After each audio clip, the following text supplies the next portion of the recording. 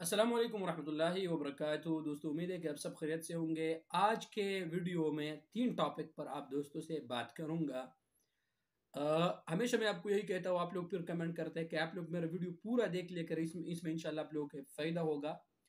और अगर आप यूट्यूब चैनल पे नए हैं तो यूट्यूब चैनल को ज़रूर सब्सक्राइब कर ले। फेसबुक पेज पे अगर आप नए हैं तो फेसबुक पेज को भी लाइक ज़रूर कीजिए और वीडियो को भी लाइक कीजिए। चलिए दोस्तों, सबसे पहले आज जिस टॉपिक पर बात करेंगे, सबसे पहले सऊदी मरूर ने ऐलान किया है, कुछ मुखालिफों का ऐलान किया है ड्राइवर के हवाले से, जो सुबह के टाइम जो जितने भी ठेकेदार लोग हैं वो गाड़ियों में मजदूर भाइयों को लेके जाते हैं। एक खबर इसके हवाले से है।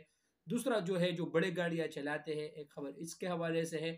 तीसरा जो आपसे बात करूंगा मैं, वो मतलब जो भी जितने भी हरूब वाले भाई है, अगर वो आउट पास पे चले जाए तो क्या वो दोबारा नए वीज़े पे आ सकते हैं या नहीं आ सकते, इस पे बात करेंगे। सबसे पहले सऊदी मरूर ने ऐलान किया है कि जितने भी ये ठेकेदार लोग अक्सर गाड़ियों में, मतलब छोटे गाड़ी में 10 या 6 या 7 आदमी जो है ना डाल के उसको लेके जाते हैं।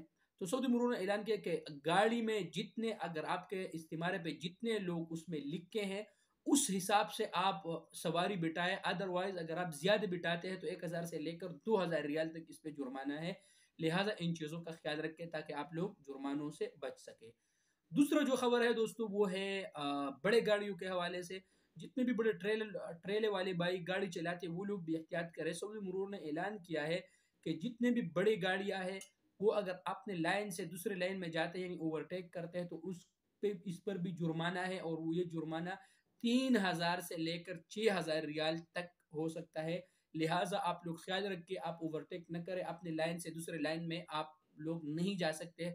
अदरवाइज जितने भी ये कैमरे रोडों पे लगे हैं, यानी बेल्ट वाला कैमरा, जो इशारों वाला कैमरा, ये सब आपको मॉनिटरिंग करते हैं। लिहाजा आप लोग एहतियात करें, ऐसा ना हो कि आप लोग 3000 और 6000 रियाल मुखालिफ आप लोगों के पीछे आ जाए, तो फिर ये मुश्किल हो सकती है।